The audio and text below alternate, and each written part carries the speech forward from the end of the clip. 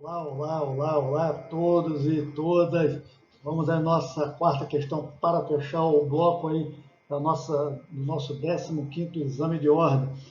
Caiu novamente aí prescrição, cai bastante. E essa modalidade aí com essa questão do 15º caiu também no exame 5, na terceira questão, que foi o Jaime Brasileiro, caiu no oitavo exame, questão 4, e no 18º, questão 01.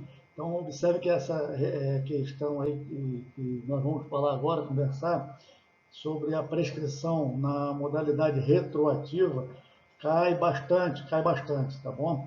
E temos que ficar sempre atentos, porque não podemos errar essa questão de maneira nenhuma, tá? Tem um formatozinho que nós vamos mostrar agora aí, de modo que possamos estar inserido na nossa memória, nos nossos momentos, para a realização, se cair lá no 31, ou qualquer outro exame aí que outros colegas daí do 32, ou do 33 estiverem aqui nos escutando, que não posso errar de maneira nenhuma. Tá bom? Sem muitas delongas, vamos à questão aqui, dar uma passada rápido na questão. No dia 6 de 7 de 2010, a Júlia, que é nascida em 1991, né, 6 de 4 de 91, então observe aí que Júlia tem menos de 21 anos, ela tem 19 anos e alguns meses aí, né, nessa data que nós falamos aí. Isso é importante para nós vamos observar lá na frente que é muito importante essa data para nós. Ela subtraiu uma carteira do Ricardo, o Ricardo deu mole lá e tal, ela subtraiu essa carteira, e todo o trâmite, os trâmites legais foram atendidos, né? Inquérito policial e tal, sendo que ela foi denunciada no dia 11 de 8 de 2011, e no mesmo dia o magistrado recebeu a denúncia, também importante para nós essa data, 11 de 8 de 2011, recebimento da denúncia pelo magistrado. E a Júlia, depois do trâmite normal, instrução probatória, aquela situação que nós já conhecemos, ali dentro, inserida dentro do artigo 400 do Código de Processo Penal, né, que é a instrução probatória toda, quando foi no dia 8 do 10, aliás, quando foi no dia 8 do 10 de 2014, saiu a publicação da sentença de Júlia, ela sendo condenada a pena privativa de liberdade de 1 ano. Então, tudo que eu falei agora aí, frisamos bem, que é a pena privativa de liberdade de 1 ano, pena privativa de liberdade de 1 ano, a publicação da sentença em 8 de 10 de 2014, o recebimento da denúncia, 11 de agosto de 2011, isso é muito importante para nós. Então, nós vamos, na hora da prova lá, eu vou fazer isso também, lógico, vamos sublinhar, vamos amarrar bem essas datas aí. E verificar que ela tinha menos de 21 anos na data do fato. Isso é muito importante para nós.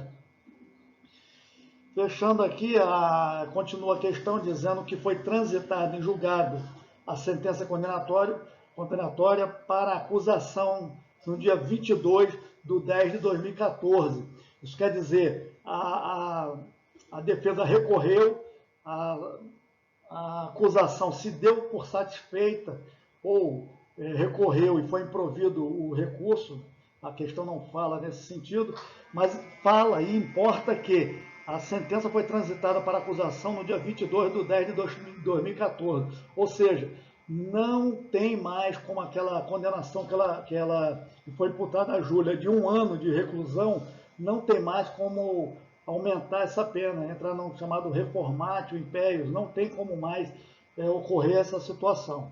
Então vamos agora à nossa conversa sobre a resolução. A questão vem perguntando, diante do trânsito em julgado, qual a tese que podemos utilizar em favor, né, de Júlia para impedir o cumprimento da pena? Ora, vimos aqui, por essas datas, a questão está mostrando para a gente, está nos dando o caminho das pedras, que estamos dentro de uma prescrição. E a prescrição ocorre a chamada extinção da punibilidade, quando se tratar ali no gênero chamado prescrição da pretensão punitiva. Ocorre a chamada prescrição. Ocorrendo a prescrição ali e, em consequência, a extinção da punibilidade, previsto no artigo 107 do inciso 4 do Código Penal, estaria extinta a punibilidade. Então, vamos primeiro amarrar bem a prescrição da pretensão punitiva e dizer que, em consequência disso, estará extinta a punibilidade. E, por isso, a Júlia não irá cumprir a pena. Mas vamos ao que interessa, então. Então, para sabermos que a prescrição da pretensão punitiva aí, na sua modalidade retroativa, existe modalidade, requisitos básicos. Esse requisito tem que bater lá. Então, nós temos que estar em mente, abrir o código e verificarmos lá o artigo 110, parágrafo 1º. Ele é a base de tudo para darmos início a essa questão. O requisito básico seria que o trânsito em julgado da sentença condenatória para acusação já tem que ter ocorrido ou improvido o seu recurso. O recurso. No nosso caso aqui foi 22/10/2014. Então já transitou em julgado. Essa data não vai muito nos interessar, apenas para termos a certeza que transitou em julgado para acusação. Seguindo aqui, outro requisito. Para analisarmos a prescrição da pretensão punitiva na modalidade retroativa, ela é regulada lá pela pena aplicada. Em nosso caso aqui foi 1 ano. E nós vamos levar essa pena para onde? Para a chamada tabelinha lá do artigo 109 do Código Penal, tá bom? Muito importante, regulado pela pena aplicada.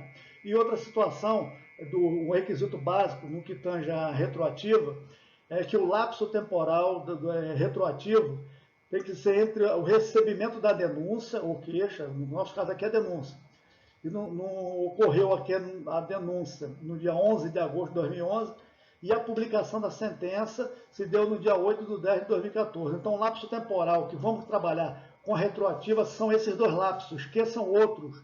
O lapso para prescrição da pretensão punitiva somente tem esses dois lapsos. É o lapso entre o recebimento da denúncia e a publicação da sentença condenatória. Esses lapsos estão previstos lá no artigo 117, são lapsos interruptivos, tá bom? O 117 marca bem lá. O recebimento da denúncia, 117.1, e a publicação da sentença seria o 117, inciso 4. Então, olha aí, a publicação da sentença recorrível, que nós estamos recorrendo, somente a defesa recorreu, foi no dia 8/10/2014. E a pena aplicada foi de 1 ano. Conforme eu falei, vamos levar lá para a tabelinha do 109 e vamos observar que prescreve em 4 anos a condenação, que seria de 1 ano, de acordo com 109, inciso 4 do Código Penal. Inciso 4 não, desculpa, inciso 5, 109, inciso 5 do Código Penal. Então vamos verificar se passaram mais de 4 anos para que Júlia não venha sofrer as sanções penais. O recebimento da denúncia foi lá 11 de agosto de 2011. Então seria o primeiro marco, né, de interrupção, a causa de interrupção. O marco lá, o marquinho aí, ó, já marcamos aí o primeiro lapso temporal. E agora o segundo lapso temporal seria o quê? A publicação da sentença recorrível. Vamos verificar aqui, fazendo a conta. Verificamos que passaram-se pouco mais de 3 anos. Então, aqui em tese, nessa primeira análise, a Júlia não teria a sua pena extinta, não teria dada a extinção da punibilidade lá. Tá? Mas aí tem um porémzinho, olha só, tem um porémzinho.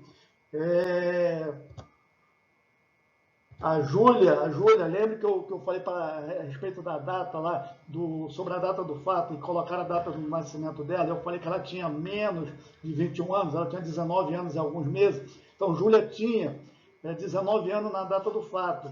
Assim, o lapso prescricional deve ser contado pela metade, tem um artigo 115 do Código Penal que fala que são reduzidos de metade os prazos de prescrição quando o criminoso era, no tempo do crime, ou seja, no tempo do fato, né, menor de 21 anos, tá bom?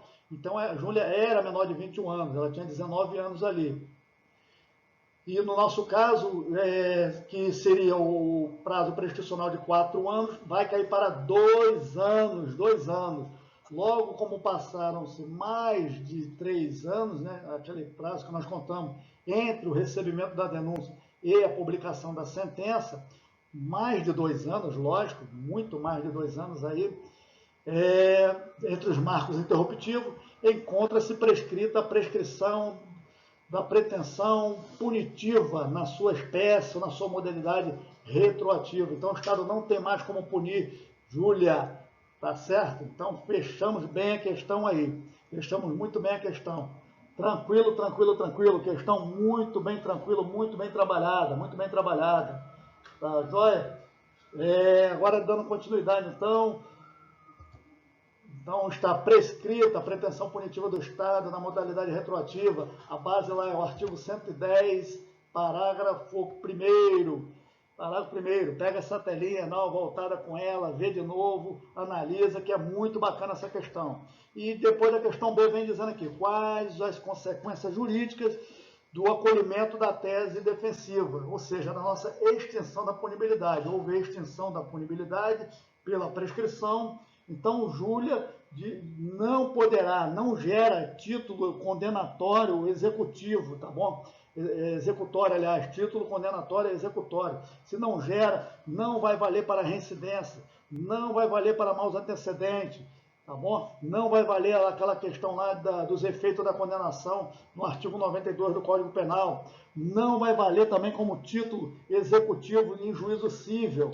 Então, Júlia é como se nada tivesse acontecido com ela no que tange à espera penal, na sua persecução penal que houve aí, até ela ser condenada em 1 ano e ter sua pena prescrita, tá certo? Muito boa questão, continue conosco, vamos para o nosso 16º exame, maravilhosamente, fique com Deus, um beijão não, aí eu apanho, um abração a todos e a todas.